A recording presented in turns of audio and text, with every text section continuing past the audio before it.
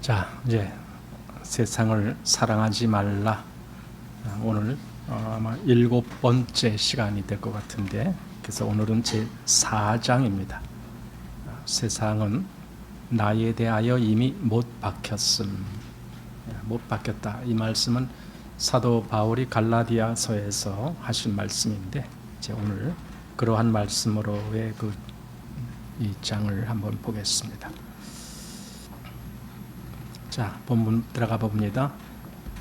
세상에서 분별되어 나와, 그러니까 세상에서 분별되어 갖고 거기서 나왔다, 지금 그 말입니다. 그래서 하나님께 돌아가는 것은 그리스도인의 생활의 첫째 원칙이다. 그러니까 그리스도인의 신앙생활, 그걸 어떻게 시작하느냐가 첫째가 이거라는 거예요. 즉 세상에서 나와 갖고 그리고 하나님께로 이렇게 뭔가 방향이 바뀌어지는 거예요. 여기서부터 신앙이라는 것이 시작됩니다. 그러니까 우리가 보통 구원받았다라고 하면서도 세상에서 나오지 못한 사람은 신앙생활을 할 수가 없어요. 신앙생활이 안 되는 거예요. 거기서 나와서 분별되면서부터 이제 신앙이라는 것이 시작됩니다. 요한이 예수 그리스도에 대한 계시를 얻었을 때 그는 실제적으로 서로 조화될 수 없는 두 극단의 세상을 보았다. 그리스도에 대한 계시를 얻었을 때, 그러니까 그가 하나님이 가르쳐 주시는 예수 그리스도에 대한 그 어떤 것을 받았을 때 그가 발견한 것이 이거다. 한마디로 여기 두 극단의 세상 그랬잖아요. 세상에 두 종류가 있다. 하나는 이 땅에 속한 세상, 즉 그건 사단의 세상. 하나는 위에 있는 세상인데 그건 그리스도에게 속한 세상. 이 두 세상이 서로 아주 극단을 이룬다. 서로 조화될 수 없다. 서로 섞일 수가 없다. 이제 이런 그걸 사도 요한이 보았다라는 뜻이죠. 자, 그는 먼저 영 안에서 광야로 이끌려 바벨론, 곧 세상의 음녀와 모든 가증한 것의 어미를 보았다. 이게 요한계시록 17장 3절에서 5절 말씀. 이미 우리가 성경에서 얼마 오래지 않아서 본 말씀들이기 때문에 그냥 여러분들이 다 아는 걸로 그렇게 생각하고 지나가겠습니다. 근데 어디서 바벨론을 보았느냐 할 때 광야로 나가서 바벨론을 봤다. 이렇게 지금 설명하고 있어요. 그러니까 이 세상에서 바벨론이라는 것이 무엇인지를 보게 됐다라는 뜻입니다. 자, 그리고 그는 동일한 성령에 이끌려 크고 높은 산으로 올라가 그곳에서 새 예루살렘, 곧 어린 양의 아내인 신부를 보았다. 그러니까 본 위치가 달라요. 바벨론을 본 곳은 광야이고 새 예루살렘을 본 곳은 높은 산 꼭대기로 이끌림을 받아서 거기서 봤다. 이렇게 지금 설명을 하고 있습니다. 그런데 여기 이 부분을 좀 한번 보겠습니다. 계시록 21장 10절에 지금 이 말씀이 있다 그랬는데 여기 보면은 성령으로 나를 데리고 크고 높은 산으로 올라가 하나님께로부터 하늘에서 내려오는 거룩한 성 예루살렘을 보이니 이렇게 되어 있습니다. 아마 저는 이 산도 평범한 우리 이 세상에서 있는 그런 산을 의미한다고 보진 않아요. 아마 이건 뭔가 좀 더 차원이 높은 그런 의미에서의 산일 것이다. 그런 생각이 듭니다. 왜냐하면 그래야 새 예루살렘을 볼 수 있으니까 그런 뜻입니다. 자, 이 대비는 더 이상 설명할 수 없을 정도로 매우 분명하다. 그러니까 새 예루살렘을 본 이 높은 산의 위치와 바벨론을 본 이 광야라고 하는 그런 위치는 이건 다른 것이다 라는 뜻이죠. 우리가 모세든 발람이든 간에 만일 하나님께서 사물을 대하시는 그런 안목을 가지려면 반드시 요한과 같이 산꼭대기로 이끌려져야 한다. 그러니까 우리가 무엇을 본다라고 할 때에는 우리가 그 위치로 이끌림을 먼저 받아야 된다는 뜻이에요. 그래야 여기 모세든 발람이든, 그러니까 하나님이 모세를 어떻게 보았느냐, 하나님이 발람을 어떻게 보았느냐, 그럼 나도 하나님이 그렇게 보신 그 시각으로 그 각도로 나도 그렇게 볼 수 있으려면 내가 먼저 요한처럼 그 뭔가 계시를 볼 수 있는 그 위치로 이끌림을 받아야 된다라는 뜻입니다. 그래서 맨 밑에 많은 사람들이 평온에 남아 있는 것에 만족하기 때문에 하나님의 영원한 계획을 보지 못하거나 본다 하더라도 무미건조한 교리만 깨달을 뿐이다. 그냥 이 평범한 이런 어떤 초원지대 여기 평원에 남아 있는 그것으로 만족하기 때문에 더 이상 높은 경지에서 볼 수밖에 없는 그걸 못 본다는 거죠. 그러니까 하나님의 계시는 그런 것 같아요. 하나님의 계시는 그냥 아무 사람에게나 그걸 보여주시질 않죠. 그 계시를 받을 만한 위치에 있는 사람에게 그걸 보여주시죠. 그 계시를 받을 만한 사람. 그만큼 마음이 뭔가 이 세상을 떠나서 세상과 분리돼서 온전히 하나님의 위치에 갈 수 있는 그런 마음을 가진 사람, 그들에게 보여주시죠. 그래서 여기 그렇지 못한 사람이 이 하나님의 영원한 계획을 보지 못하는 것이 보통이지만 여기 본다 하더라도 무미건조한 교리만 깨달을 뿐이다. 이건 무슨 뜻이겠어요? 교리적으로는 이제 알게 된 거라는 거예요. 근데 그게 다예요. 교리적으로 알았다라고 해서 그것이 하나님의 능력이 되지 못하는 거예요. 하나님의 역사가 되지도 않습니다. 그냥 교리적으로만 깨달았다 그 말입니다. 자, 깨달음은 결코 우리를 감동시킬 수 없으며 오직 계시만이 우리를 감동시킬 수 있다. 깨달음은 물론 여기서 깨달음을 그렇게 한정적으로 말했다라는 것도 좀 그렇지만은 사실 깨달음도 하나님이 깨닫게 해주실 때 깨닫는 그런 깨달음이 있어요. 근데 여기서 말하는 것은 아마 그런 것은 아닌 것 같아요. 그냥 우리가 보통 지식적으로 누구한테 배웠을 때에 나 이제 알아 하면서 깨닫는 그걸 아마 얘기하는 것 같아요. 그런데 그거는 우리를 감동시킬 수가 없다. 그래서 우리를 감동시킬 수 있는 건 오직 계시. 여기서 이 계시라는 것이 바로 하나님이 깨닫게 해주신다는 의미입니다. 이게 내게 하나님이 깨닫게 해주시는 것. 그러니까 사실은 이것도 깨달음이라고도 말할 수 있어요. 그런데 여기서는 굳이 여기 사람들이 지식을 동원해서 깨닫는 것하고 구별을 하기 때문에 그냥 깨달음 그리고 여기는 계시 이렇게 이걸 나눴습니다. 그러나 계시도 사실은 깨닫는 겁니다. 하나님이 보여주시고 알게 해주시는 겁니다. 그래서 그것이 우리를 감동시킬 수 있다. 광야에서 우리는 바벨론의 일을 볼 수 있을 뿐이며 영적인 계시가 있어야만 하나님의 새 예루살렘을 볼 수 있다.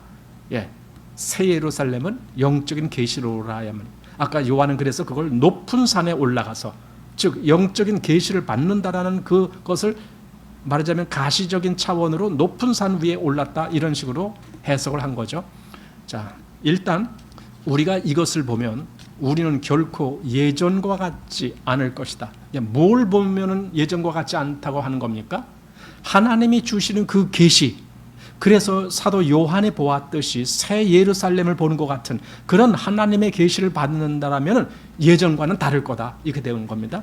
그러므로 우리 모든 그리스도인의 눈은 열려져야 한다. 그러나 우리가 눈이 열리는 체험을 하려면 반드시 일반적인 수준을 포기하고 산에 오를 준비를 해야 한다. 이제 여기서 이제 중요한 말씀이 나왔습니다. 우리가 정말 우리 눈이 열려서 하나님의 계시를 받을 수 있는 그런 위치를 그걸 받으려면은 여기 일반적인 수준을 포기해야 된다는 거예요. 즉 세상 사람들이 누리고 있는 그 누림을 나도 똑같이 누리려고 하면은 이 계시를 받지를 못한다는 거예요. 왜냐하면 하나님은 그런 사람에게 안 주시거든요. 그러니까 포기할 건 포기할 줄 알아야 되고 그리고 그 하나님이 부르신 위치에 갈 수 있는 그 높은 산 여기 그렇게 했는데 그 산에 오를 준비를 해야만 한다. 산에 오르는 사람은 뭐 간단한 여기 뭐 도봉산이나 뭐 북한산 정도야 뭐 잠깐 올라갔다 내려오면 되는 거지만 높은 산 뭐 몇천 메타, 5천 메타, 8천 메타 막 이런 데는 한 번 올라갔다 내려오려면 한 달씩 걸리거든요.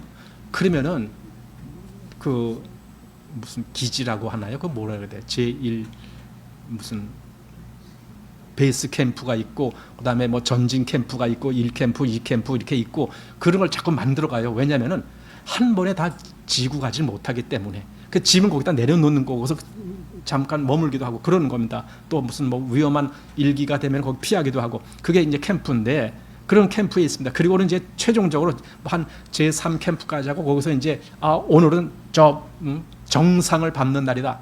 그러면은요 정말 새벽부터 준비해 갖고 아주 꼭 요긴한 그런 장비만 챙기는 겁니다. 꼭 요긴한 장비. 왜냐하면 장비가 많으면 못 올라가잖아요. 나머지는 포기해야 돼. 그렇지만은 그래도 혹시 갔다가 무슨 뭐 조난을 당할 경우를 대비해서 비상식량이라든가 뭐 이런 것도 갖고 가야 되잖아요. 최소한 한 뭐 2, 3일 견딜 만한 뭐 이런 거. 그러니까 아주 극도로 이렇게 좀 정제된 것만을 챙기고 나머지는 다 포기하는 거예요. 뭐 안락하고 뭐 편안하고 뭐 이런 거 다 포기하는 거. 그리고는 이제 산에 올라가는 거예요. 만약에 포기하지 못하면은요 올라가지 못해요. 여기 신앙적인 수준도 그 얘기 여기서 지금 보게 하는 겁니다. 자, 음녀 바벨론은 항상 큰 성으로 불리는데 그것이 위대한 성취를 강조한다. 우리 마침 요즘 우리가 요한계시록을 보기 때문에 그래서 음녀가 바로 바벨론이라는 걸 알잖아요. 음녀 바벨론. 그것이 때로는 큰 성 바벨론 이렇게 불러요. 성경에서 큰 성 바벨론. 왜 큰 성이라고 했느냐? 그 바벨론의 그 모든 성취가 아주 위대하기 때문에 그래서 바벨론을 큰 성이라고 불렀다. 이 세상에서 되어져가는 모든 일이 그렇다는 거예요. 그게 굉장히 세상적으로는 엄청난 일들이 지금 변화되고 있잖아요. 최근에 한 세기, 우리 지금 21세기에 접어들어서도 벌써 한 4분의 1 정도가 지금 지나고 있잖아요. 근데 최근에 한 세기 동안에 변화된 것이 그 이전에 20세기 동안 변화된 것보다 더 큰 변화가 왔다. 지금 그러잖아요. 또 그것도 더 세분화되면은 최근에 한 30년 동안에 되어지는 일이 그 이전에 300년 동안에 되어진 일보다도 더 엄청난 일이 일어나고 있다. 지금은요 하루만 지나도 무슨 일이 어떻게 달라지는지가 그게 지금 나오는 거예요. 하루 동안에 말하자면은 이 세상은요 큰 성입니다. 큰 성, 엄청난 일들이 지금 이루어지고 있는 겁니다. 이 세상에. 그래서 큰 성 바벨론 이렇게 말했습니다. 그러나 우리가 예루살렘을 말할 때는 여기 상대적으로 신부 예루살렘은 큰 성이라고 말하지 않고 거룩한 성이라고 말을 했어요. 그러니까 이게 사실은 그 성격을 나타내는 겁니다. 새 예루살렘, 즉 거룩한 성인 새 예루살렘은 그 성격이 뭐냐? 거룩함에 있다. 이 세상의 바벨론은 무엇에 있느냐? 그 성취함이 엄청나다라고 하는 거기에 있다라는 걸 지금 말을 하려고 이렇게 말한 겁니다. 그래서 거룩한 성으로 하나님께 분별됨에 중점을 두고 있다. 거룩한 성은 거룩이란 말이 그거예요. 거룩은 구별돼 갖고 하나님께 속한다. 그런 것을 얘기하는 거예요. 그게 거룩이에요. 그러니까 거룩한 성, 온전히 이 세상과는 분리되면서 하나님께 속한 성이다. 그것이 결국은 그 거룩한 성의 신부, 그것이 새 예루살렘. 그럼 신부가 지금 현재로서는 뭐냐? 그게 교회라는 거예요. 교회는 그리스도의 신부다. 이런 말은 잘하는데 그 신부의 성격이 뭐냐? 그는 거룩한 성이다. 이런 말은 안 하려고 그러잖아요. 왜냐하면 그러려면 손해볼 것 같으니까. 그러나 실상은 이거예요. 이게 중요한 거예요. 예루살렘은 하나님께서 계신 그곳에서 오며 그녀의 남편을 위하여 예비된 것이다. 남편은 누굽니까? 그리스도죠. 자, 이러한 연고로 그녀에게는 하나님의 영광이 있다.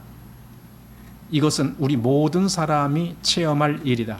우리 안에 거룩은 하나님께 속한 것이며 또 온전히 그리스도께 분별된 것이다.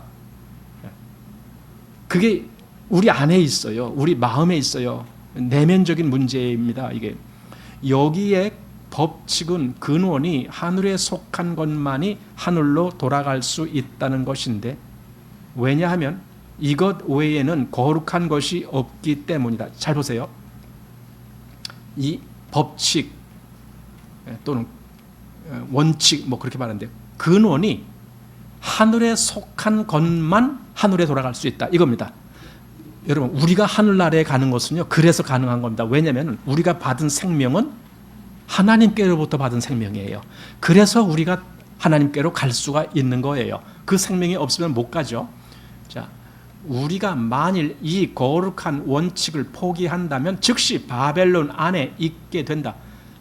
이 거룩한 원칙, 이 구별됨의 원칙, 이것을 포기할 때 우리는 그냥 세상에 속한 사람이 돼버려요.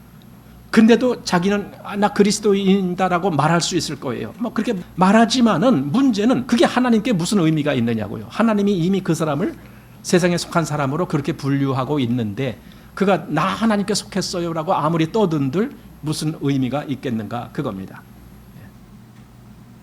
그러므로 요한이 거룩한 성을 묘사할 때 첫째로 언급한 특징은 성과, 즉 벽이다 이거예요.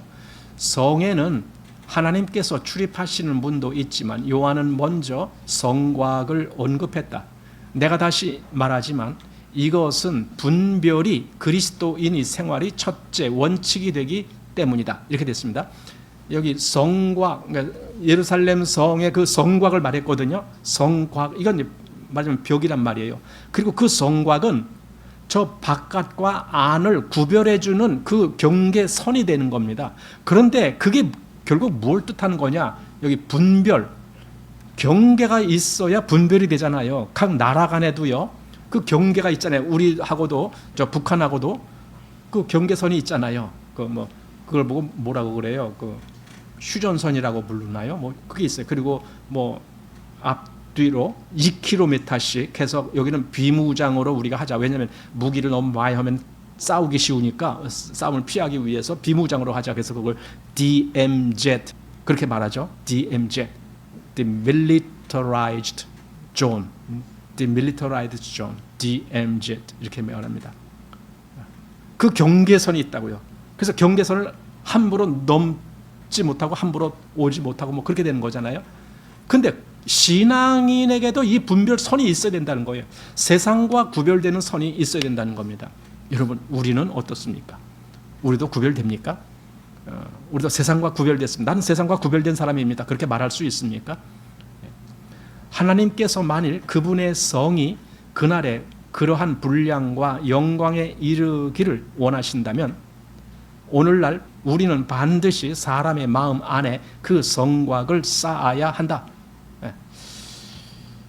정말 하나님께서 그걸 원하신다라면은 우리가 지금 현재, 이건 미래가 아니고 현재입니다. 현재 마음에 그 성곽이 있어야 된다. 그러니까 즉 내 마음에는 이 구별선이 그어져야 된다. 내가 세상과 구별될 수 있는 그 어떤 선이 내 마음에 있어야 된다라는 거예요. 내가 거의 통제불능의 상태로 그냥 세상에 접해 있는 그런 것이 아니다라는 거예요.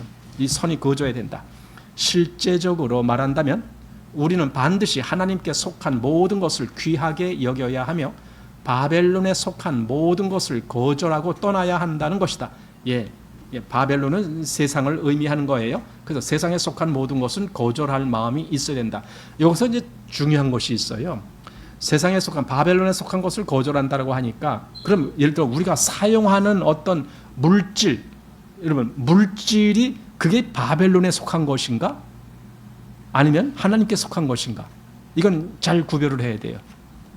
동일한 물질인데도 어떤 때는 세상에 속한 그 역할을 할 때가 있고 동일한 물질이 하나님의 일에 쓰임받을 수가 있어요. 그래서 그걸 잘 구별해야 된다는 거예요.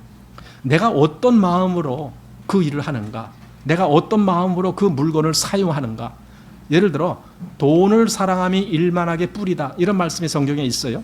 당연히 그건 그렇게 하는 것이 맞아요. 왜냐하면 돈을 사랑하기 때문에 사랑한다. 그러나 돈을 사랑하는 것이 아니라 돈으로 하나님의 영광을 위하는 그 역사를 하게 한다면 그건 쓰임받는 일이 돼버리는 거예요. 그러니까 이건 다른 겁니다. 그러니까 우리가 바로 이런 부분에서 바벨론에 속한 모든 것을 거절한다라는 이런 의미를 잘 해석해야 될 겁니다. 자, 이 말은 그리스도인 사이의 분별을 가리키는 것이 아니다. 바로 이것이 참 중요한 말 같아요.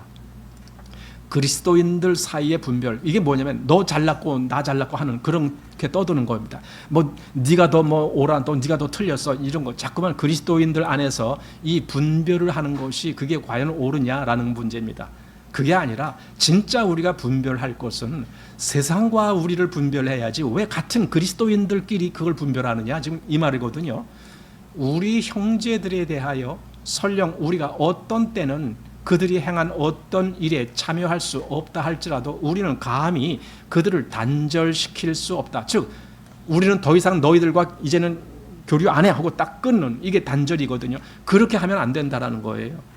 오히려 우리는 함께 그리스도인이 된 자들을 반드시 사랑하고 받아야 한다. 그러나 원칙상 우리와 세상과의 분별은 타협할 수 없는 것이다.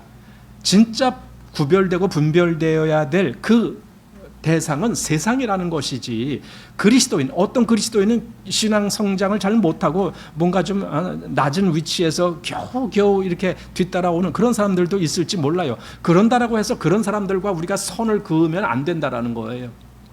오히려 그들도 포용할 줄 알아야 되고 오래 참을 줄도 알아야 되고, 성경에는 믿음이 연약한 자를 너희가 받되 이렇게 돼 있잖아요. 너희가 받아들일 줄 알아야 된다, 지금 그 말이거든요. 자, 느헤미야는 당시에 예루살렘의 성곽을 성공적으로 중수했지만 극심한 반대에 부딪혔다. 왜냐하면 사단은 이러한 분별을 미워하며 사람이 분별되어 하나님께 돌아가는 것을 참지 못하기 때문이다. 그러므로 느헤미야와 그의 동력자들은 자신을 무장하여 한 면에서는 성곽을 쌓고 다른 한 면에서는 전쟁 준비를 했다. 그래서 한 손에는 무기를 들고 그리고 일을 했다. 그런 내용이 나오죠. 또 사실은 이런 것도 있어요. 거기 있었던 뭐 도비야라든가 또는 뭐 그런 사람들이 야, 우리도 너네 성 쌓는 일에 우리도 껴줘. 우리도 같이 할게. 이렇게 와서 자기들도 같이 한다고 뭐 그럴 때 아니다. 너희들은 여기에 가담할 수 없어.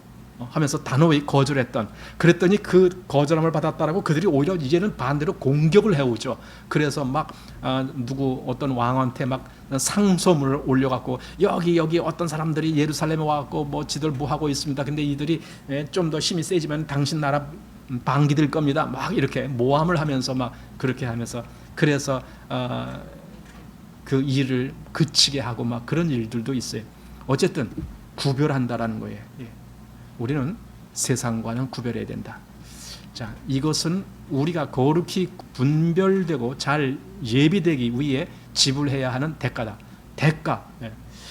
대가는요, 항상 이게 가치가 뭔가 이렇게 내가 지불해야 되는 거예요. 내가 손해봐야 되는 거예요.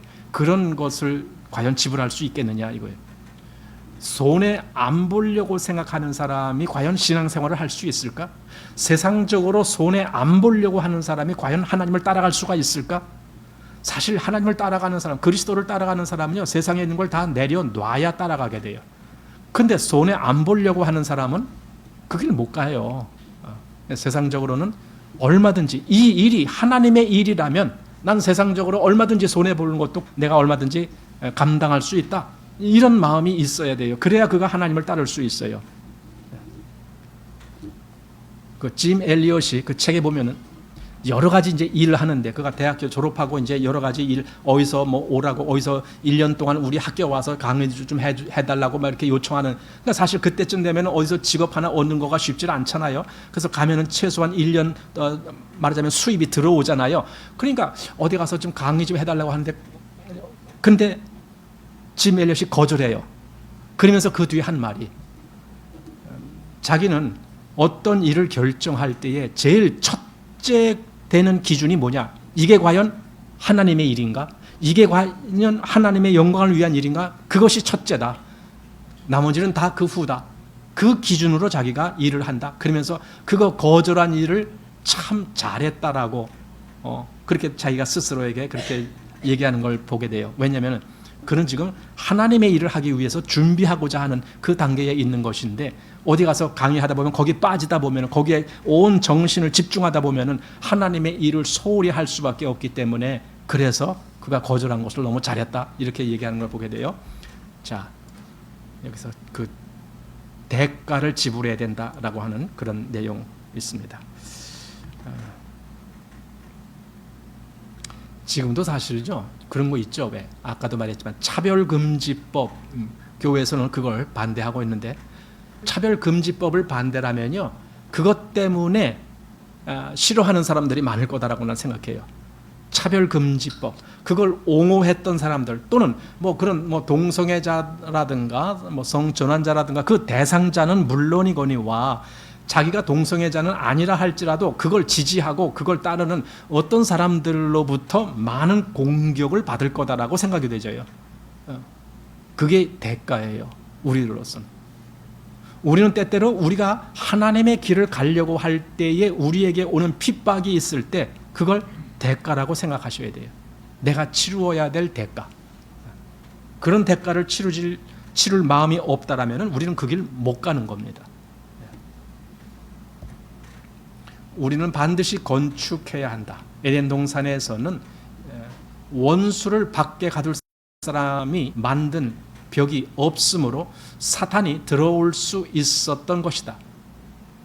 하나님은 아담과 하와가 그 동산을 지키기를 원하셨고 그들이 사탄에 대해 실제적인 보호벽을 만들기를 원하셨다.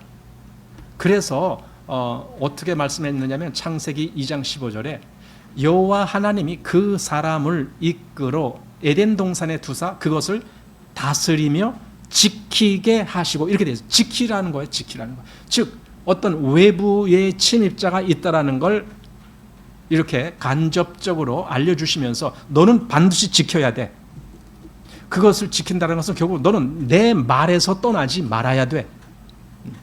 내 말을 거역하지 말아야 돼. 너는 반드시 내 말을 붙잡아야 돼. 그런데 아담은 그 일을 못하는 거죠. 네. 자,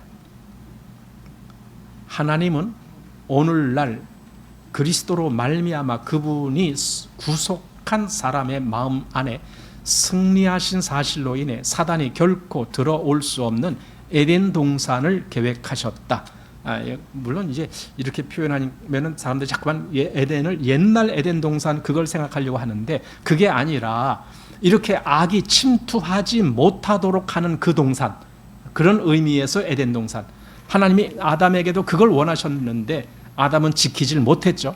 하나님이 우리 마음에 그런 동산이 되길, 즉 사단이 침입하지 못하는 그런 동산이 되길 원하시는데 과연 우리가 그걸 지키고 있는지, 그건 사람마다 다를 거다라고 생각이 됩니다.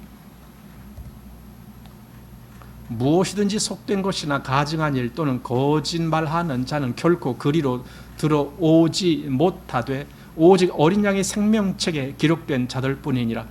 그러니까 이렇게 말을 할 때도요, 이렇게 전자에는 다른 말, 그리고 후자에는 다른 말, 이렇게 말하는 것을 봐서 우리는 더 비교적으로 그것을 분별할 수가 있어요. 뭐냐면은 무엇이든지 속된 것이나 가증한 일 또는 거짓말하는 자는 결코 들어오지 못하되, 그럼 반대는 그럼 속되지 않고 가증한 일도 안 하고 거짓말 안 하는 자는 들어온다. 이렇게 말했으면 금방 우리는 납득이 돼요. 왜냐하면 앞뒤가 분명히 구별되니까. 그런데 이 뒤에는 그렇게 가증한 일이거나 속된 거나 거짓말하지 않는다라는 그런 것을 말하지 않고 오직 어린 양의 생명책에 기록된 자들뿐, 이렇게 말했단 말이죠. 이건 다시 말하면은 어린 양의 생명책에 기록된 자들은 이 앞에 기록된 속된 것이나 가증한 일이나 또는 거짓말하는 자가 되지 않는다, 그 말이에요. 이게. 그래서 앞뒤를 약간 다른 표현으로 이렇게 하면서 같이 비교하게 만들어주는 겁니다. 이런 부분들이 성경에는 아주 많아요. 요한복음에도 그런 말씀이 있죠. 자, 우리 대다수는 사도 바울이 하나님이 교회에 대하여 특별한 계시를 얻었다는 것에 동의할 것이다. 마찬가지로 우리는 하나님께서 요한에게 세상의 성질에 대하여 특별한 깨달음을 주셨다고 느낀다. 그러니까 사도 바울은 하나님의 교회에 대해서 특별히 그가 아는 것, 그 깨달은 것이 우리 에베소서 또 골로새서 여기에 이제 그 내용이 집중적으로 나와요. 물론 다른 서신서에서도 교회에 대한 내용들이 많이 나와요. 그러나 에베소서와 골로새서는 사도 바울이라야만이 알 수 있는 그런 깨달음을 거기서 우리에게 말씀해 주고 있습니다. 그런데 여기 요한은 뭘 깨달은 것 같으냐? 세상이 도대체 뭐냐라는 세상의 성질에 대해서 요한은 그 특별한 깨달음을 얻었다라고 보게 된다는 거예요. 왜냐하면 요한이 그 말을 많이 했기 때문에. 자, 세상, 즉 코스모스라고 하는 이 세상은 요한이 자주 사용한 단어이다. 다른 복음서들은 단지 15번, 마태복음에는 9번, 마가복음, 누가복음에는 각 3번을 사용했으며 바울은 8서신 중에서 47번을 사용했다. 그러나 요한은 모두 105번을 사용했는데, 즉 복음서에서 78번, 서신서에서 22번, 계시록에서 3번을 사용했다 이겁니다. 즉 이 코스모스라고 하는, 즉 세상이라고 하는 그것에 대해서 사도 요한은 더 특별한 계시를 받은 것이 분명하다. 그래서 이렇게 많이 그의 복음서나 또는 서신서나 이런 데 또는 계시록이나 이런 데서도 그 세상이라는 것을 특별히 많이 사용했다라는 뜻입니다. 자, 요한은 그의 첫 번째 서신 안에서 이는 세상에 있는 모든 것이 육신의 정욕과 안목의 정욕과 이생의 자랑이니 다 아버지께로 쫓아온 것이 아니요 세상으로 쫓아온 것이라고 말했다. 요한일서 2장 16절에 이 말씀. 세상으로부터 이것이 나타난 거야. 뭐가? 육신의 정욕, 안목의 정욕, 이생의 자랑이라는 이것.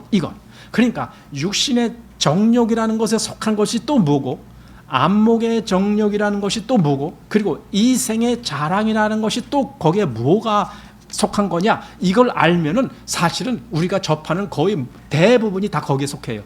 그럼 그게 다 세상에 속한 것이다. 세상으로 쫓아온 것이다. 이렇게 말하는 겁니다. 이 말은 아주 분명하게 하와가 받은 유혹을 반영한다. 그래서 창세기 3장 6절, 그러니까 요한일서 2장 16절과 창세기 3장 6절은 사실은 같은 말이에요. 그게. 그래서 창세기 3장 6절을 한번 보면은 여자가 그 나무를 본즉 먹음직도 하고 보암직도 하고 지혜롭게 할 만큼 탐스럽기도 한 나무인지라, 이렇게 돼 있을 때 그 먹음직도 하고 이것이 육신의 정욕이라는 거예요. 또 보암직도 이것이 안목의 정욕이고, 그 다음에 지혜롭게 할 만큼 탐스럽다, 이것이 이생의 자랑이라는 겁니다. 그러니까 요한이 창세기 3장 6절에 나온 그걸 요한은 이렇게 해석을 했다 하면서 여기 육신의 정욕, 안목의 정욕, 이생의 자랑, 이렇게 그게 다 아버지께로 쫓아온 것이 아니라 세상으로 쫓아온 것이다 라고 이제 했다는 거죠. 요한은 이것을 사용해 세상 일을 설명했다. 아, 세상은 그런 거구나. 자, 그 밑에 정욕이나 욕망 아래 포함된 모든 것, 그게 육신의 정욕입니다. 정욕이나 욕망, 사실 이 세상을 살아갈 때 그 마음으로 살아가지 않습니까? 사람들이 뭔가 정욕과 욕망 뭐 이런 것을 채우기 위해서 본능적으로 자기가 원하는 것, 그게 여기서 해당되는 겁니다. 그런 걸 위해서 살지 않습니까? 그 다음에 두 번째, 탐욕스러운 야심을 일으키는 모든 것, 이게 안목의 자랑입니다. 그러니까 앞에는 육신의 정욕, 그 다음에 두 번째는 안목의 정욕, 그리고 그 다음에 이생의 자랑이 이거입니다. 우리를 교만케 하고 미혹하는 모든 것, 그러니까 우리를 높이는 것, 그게 이생의 자랑입니다. 그게. 그래서 이 모든 것이 다 사단의 체계의 일부분이다.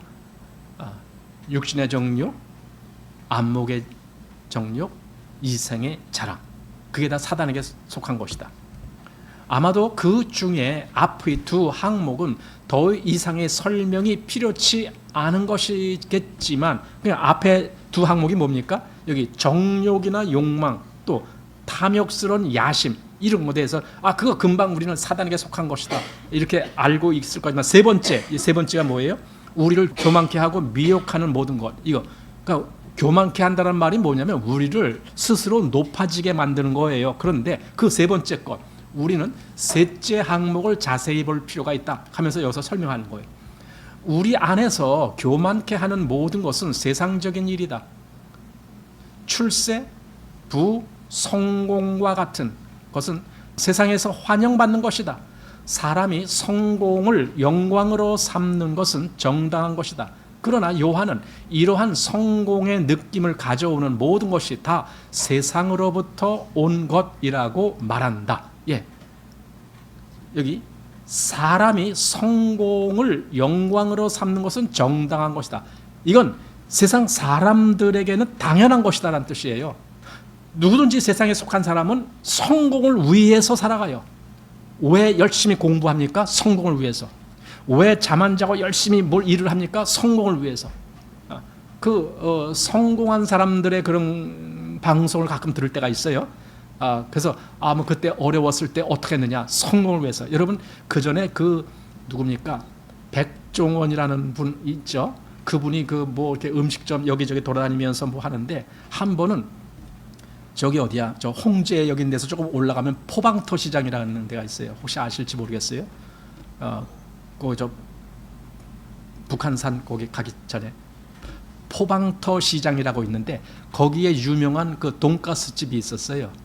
연돈이라고 그랬나? 하여튼 그 집 가서 이제 말하자면 가서 한 수 코치해 주면서 잘 이렇게 하시라고 이제 그렇게 하려고 이제 여기저기 가는 거예요. 근데 갔는데 가서 그 집 돈가스를 딱 맛보고는 이 집에는 내가 할 말이 없습니다. 예. 왜? 너무 훌륭하다는 거예요. 그 연돈 돈가스 집이 나중에는 그 포방터 시장에서 쫓겨났어요. 왜냐하면 사람들이 너무 많이 몰려오니까 주변 사람들이 도대체 너무 귀찮아 복잡해서 그러니까 막 당신 여기서 일 하려면은 차라리 여기 무슨 발전 기금이라도 내 뭐 이런 거 자꾸만 뭐 하는가 봐요. 그래갖고는 그 사람이 어디로 갔어요 지금? 제주도로 갔어요. 제주도 가서 잘하고 있대요. 자 그런데 그 사람이 인터뷰한 것이 나와요. 당신은 이거 돈가스 어떻게 만듭니까? 우선 고기를 좋은 부위를 사옵니다. 사면은 그걸 정말 밤 늦게까지 거기에 무슨 뭐 힘줄이니 비계니 뭐니 이런 걸 다 뜯어낸대요. 일일이 순살만 착 이렇게 남게 그걸 또 이렇게 뭐 잘 두둥겨서 거기에 충분히 부드럽게 그렇게 또 만들어주고 또 튀길 때는 온도가 몇 도 심지어는 어느 돈가스 집에 이제 이 백종원이라는 그 대표가 가서 돈가스 집 가니까 돈가스가 이게 재료는 다 좋은데 이상하게 속이 질기고 뭔가 좀 이게 제 맛이 안 나. 그래갖고 백종원 그 대표가 누구한테 전화를 했느냐? 이 연돈 돈가스 집 사장한테 전화를 해갖고 사장님 지금 여기 돈가스가 이렇게 했는데 이게 제 맛이 안 나. 이거 어떻게 됩니까? 그러니까 거기 그 무슨 기계를 사용합니까? 돈가스 튀기는 기계가 뭡니까? 무슨 기계입니다. 그럼 몇 도에 합니까? 한 270도 뭐 이렇게 얘기할 거예요. 그거 270도로 하면 안 됩니다. 250도로 해야 됩니다. 왜냐하면 그래야만이 뭐가 어떻게 되고 전 들어도 몰라요. 하여튼 그래야만이 그게 부드럽게 되고 뭐 그러니까 오히려 백종원 대표도 그 사람한테 배워요. 나 배웠다 그러면서 알려주더라고요. 그럴 정도로 그러니까 그 사람은 거기에 대해서 엄청난 연구를 한 거예요. 그러니까 그렇게 유명한 사람이 되었죠. 그만큼 노력을 하고 애썼기 때문에 자 세상에서는요 바로 그런 걸 환영을 하는 거예요. 그렇게 해서 성공한 것을 영광으로 삼는 거 그거 당연한 거다라는 거예요. 영광으로 삼는 거. 그런데 요한이 말하고자 하는 것은 그게 아니다. 보세요. 그러나 요한은 이러한 성공의 느낌을 가져오는 모든 것이 다 세상으로부터 온 것이라고 말한다. 그러니까 그 사람들이 무슨 뭐 나쁜 짓을 했다 그 말이 아닙니다. 여러분 나쁜 것이 세상적인 것이다라고 생각하지 마십시오. 좋은 것이라고 생각되는 것도 그것도 세상적인 것이 거의 다예요. 이것이 정말 하나님께 속한 것이냐 하나님께 분별된 것이냐 그게 아닌다라면 모든 것은 다 세상적인 것이에요. 좀 그렇게 말하면 굉장히 비관적인 사람처럼 보일지 몰라요. 그런데 그게 성경에서 말씀하시는 거예요. 그게 육신의 정욕, 안목의 정욕, 이생의 자랑 여기에 속한 것은 다 세상적으로부터 온 것이기 때문에 그렇습니다. 그러므로 우리가 성공을 체험할 때마다 우리 안에 다 마땅히 이러한 반응이 있어야 하는데 이것은 이 성공에 내포된 죄악을 겸손하게 시인하는 것이다. 그러니까 우리 세상에서 성공하는 거요 자랑하지 말라는 거예요. 물론 우리 세상에서 정말 성실하게 일해야 돼요. 근면해야 돼요. 그리고 속임이 없어야 돼요. 그러면은 그 연돈 사장같이 연돈 사장은요 우리가 그렇게 힘들이지 아니하면 어떻게 저 손님들한테 좋은 것을 줄 수가 있습니까? 그 얘기를 해요. 자기가 그만큼 힘들도록 밤 늦게까지 그걸 재료들을 다 손질하고 그러면서 그래서 튀겨서 손님들한테 줘야만이 손님들이 그걸 맛있다라고 그렇게 먹을 거 아닙니까? 하면서 참 그런 사람, 그런 마음 가진 사람 그렇게 흔치 않잖아요. 참 훌륭한 마음 가졌다라고 생각해요. 자, 그런데 여러분 그런 거 다 필요한 거 다 좋은 거라고 생각합시다. 그런데 중요한 것은 과연 여기 성공에 내포된 죄악이라는 말이 있어요. 그런 성공, 세상적으로 내가 성공을 했을 때에 무슨 마음이 드느냐? 자기를 높이고 싶은 마음, 자기가 우쭐대고 싶은 마음, 자기가 뭔가 잘났다라고 자기 인정을 받고 싶은 마음, 이런 것들이 같이 곁들이게 되는 거예요. 이것은요, 신앙적인 일에도 똑같다고 저는 보는 거예요. 우리가 신앙적인 어떤 일을 했을 때, 내가 남들보다 좀 더 성공했어. 내가 목사였는데 내가 목사를 했더니 우리 교회가 날로 이렇게 뭔가 성장을 해갖고 지금은 더 많은 사람들이 이렇게 우리 교회에 오게 됐어.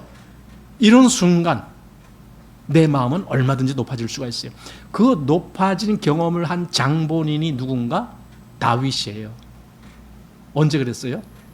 다윗의 말년에 한번 내 나라가 얼마나 많은 사람들이 있는지 그 인구수 한번 세워라 그랬잖아요. 그러니까 인구 세는 그 자체가 잘못된 것이 아니에요. 그런데 다윗의 그 마음이 잘못됐어요. 왜냐하면 자기가 이루어 놓은 나라라고 생각했기 때문에. 하나님이 하신 것이 아니고 자기가 이루어 놓은 나라. 아니, 인구 세는 것은 민수기에 보면은 인구를 2번이나 세라고 하나님이 말씀하셨어요. 그러니까 인구 세라는 그 자체는 나쁜 거 아닙니다. 그런데 다윗은 교만한 마음으로 그 지시를 했던 거예요. 자기가 이 엄청난 멋있는 이 나라를 만들었다라고 생각했던 거예요. 그래서 다윗에게 징계가 일어났던 거죠. 바로 겸손이 빠졌던 거예요. 겸손. 자, 우리가 겸손하게 시인해야 될 것이 있다.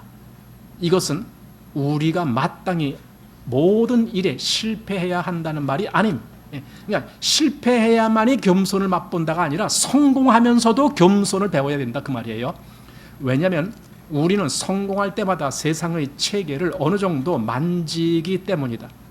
우리가 어떤 성공에 대한 자만을 느낄 때마다 우리는 즉시 우리가 세상을 만졌음을 느낄 수 있다. 그래서 참 무서운 것이 자만이라는 거예요. 이 자기를 높이는 이 마음. 이 마음은 이건 하나님이 주신 마음이 아니에요. 만약에 어떤 일을 세상에서 잘 돼갖고 내가 자만심을 품게 된다면 차라리 그 일이 안 돼갖고 내가 겸손한 마음을 배우는 것만도 못한 거예요. 그래서 하나님이 어떤 때는 우리를 일부러 겸손을 배우게 하려고 일이 안 되게 하실 수도 있어요. 자, 밑에 보겠습니다. 우리는 우리가 이미 자신을 하나님의 심판 아래 두었음도 알 수 있다. 왜냐하면 우리는 이미 온 세상이 심판 아래 있다는 것을 인정하지 않았던가? 오늘날 이제 이 사실을 붙들어 보라. 이러한 것을 알고 그러한 것이 필요한 사람임을 시인하는 사람은 보호를 얻는 것이다. 온 세상이 심판 아래 있다. 그러니까 그 심판 아래 있는 것을 내가 그렇게 애착을 갖고 있다면 그럼 어떻게 하겠다는 건가? 하나님의 심판하실 거라면 나도 미련 없이 그것을 떨쳐버릴 줄 알아야 되는데, 자, 그러나 어려움은 얼마나 많은 사람이 이것을 알고 있는가이다. 심지어 집안에서 생활하는 사람조차도 공식적으로 위대한 성공을 이룬 사람처럼 아주 쉽게 이 생의 교만의 올무에 떨어져 버린다. 아니, 집안일을 하는 사람들이라고 해서 겸손한 사람인가? 아니라는 거예요. 세상적으로 성공한 사람, 큰 사업을 한 사람, 그런 사람들만 교만한가? 아니라는 거예요. 얼마든지 집안일 하는 그런 사람들도 교만한 마음 가질 수 있다 그 말입니다. 단지 부엌에서 일하는 여인조차도 매일 밥 짓는 손님을 접대하면서 세상과 교만을 만질 수 있다. 예. 참 우리는 사람들과의 관계에서 배울 것이 많아요. 예. 내가 얼마나 다른 사람을 나보다 낫지 보고, 낫지, 여기서 낫는다란 말은 이 뭡니까? 아래로 보는 거예요. 빌립보서 2장에는 남을 나보다 더 낮게 보라. 그거는 남을 더 잘되게 보라고 높인다는 말이에요. 좀 다릅니다.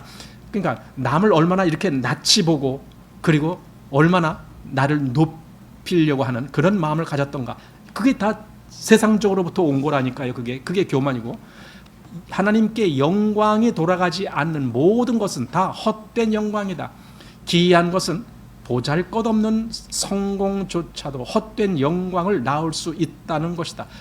보잘것없는 성공, 아주 시시하고 아주 조그마한 그런 일 속에서도 우리는 자기 우월감을 가지려고 그리고 자기 영광을 거기서 찾으려고 그리고 이런 우쭐함이 있다라는 겁니다. 그런 걸 조심해라, 그 뜻이죠. 우리가 어디에 있든지 교만을 만지고 세상을 만진다면 우리와 하나님과의 교통은 즉시 구멍이 생기는 것이다. 교통이 끊어지는 거예요. 왜냐하면 하나님은 그런 마음을 가진 사람과 교통이 할 수가 없기 때문에. 자, 하나님께서 우리의 눈을 열어주사 우리로 세상이 무엇인지를 분명히 보게 하시기를 원한다. 악한 일뿐만 아니라 우리로 점점 하나님과 멀어지게 하는 모든 일도 다 그분을 대적하는 체계의 일부이다. 이 세상 일에 대한 구별, 즉 악한 일만 세상 일이 아니라 세상에서 남들 보기에 훌륭한 일도 얼마든지 세상 일이 될 수가 있는 것을 알아야 된다. 어떤 정당한 일이 성공으로 인해 생긴 만족도 우리와 하나님 사이에 장애물이 될 수 있다. 왜냐하면 그것이 우리 안에서 불러일으키는 것은 이생의 교만, 즉 자랑, 그죠? 이생의 교만이요 하나님께 대한 찬미가 아니기 때문이다. 우리는 분명히 우리가 세상을 만졌음을 알 수 있다. 그래서 지금까지 설명이 아까 그 첫 번째, 두 번째 말고 세 번째 대해서 설명하겠다. 세 번째가 여기까지 지금 설명한 거예요. 그 세 번째가 무슨 설명입니까? 이생의 자랑. 그러니까 육신의 정욕, 안목의 정욕에 대해서는 우리가 금방 알아요. 저건 세상적인 거구나. 그런데 이생의 자랑이라고 하는 면에 와서는 우리가 좀 깊이 생각해야 될 부분들이 있다. 그래서 지금 여기까지 그 설명을 한 겁니다. 즉 세상적으로는 그렇게 욕심내거나 그래서 된 것이 아님에도 불구하고 그런 일을 통해서 우리가 교만해질 수 있는 일들이 많기 때문에 신앙인들도 그래요. 신앙인들도 교만한 것이 많아요. 내가 남들보다 더 신앙을 잘해.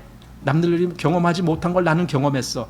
남들이 말하지 못하는 것을 나는 알고 있어. 이런 것을 가지고 자기를 은근히 높이고 있어요. 그러니까 남들한테 그 말은 안 하더라도 자기 스스로는 알고 있잖아요. 자기가 자기 마음이 높아지고 있다는 걸. 그럼 그건 하나님이 원하시는 것이 아니고 그건 반드시 세상적인 거예요. 그건 이생의 자랑이나 똑같은 거예요. 자, 그러므로 우리가 만일 하나님과의 교통을 유지하고 더럽혀지지 않으려면 우리는 계속 깨어서 기도하는 것이 필요하다. 그럼 여기서 깨어서 기도한다는 말이 뭡니까? 뭘 기도하고 뭘 깨어 있으란 말입니까? 내가 이 세상적인 그런 위치로 가지 않기를, 거기에서 깨어 있으라는 거예요. 그리고 그걸 위해서 기도하라는 거예요.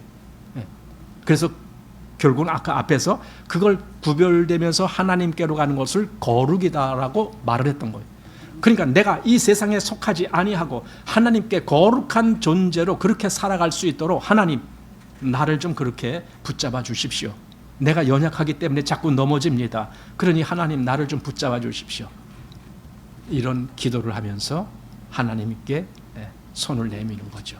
바로 그것을 여기서 지금 말을 하고 있습니다. 자, 오늘 여기까지만 해서 지금 4장 전반부 이렇게 해서 마치겠습니다. 다음에 이제 후반부에서 또 나눠보겠습니다.